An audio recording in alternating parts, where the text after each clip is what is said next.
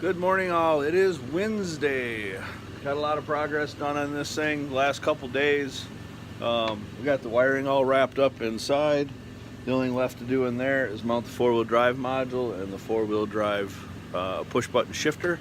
We will be putting some of that stuff in the dash panel because the only thing we're keeping in the dash panel is the fuel gauge.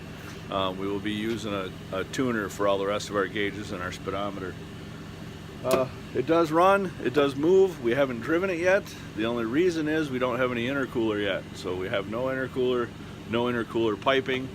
Other than that, the truck is done. It drives. I made a shifter so I could drive it.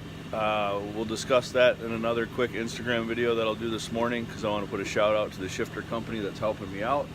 But other than that, she is just about wrapped up, and we want to take her for a drive. So stay tuned. Thanks, guys.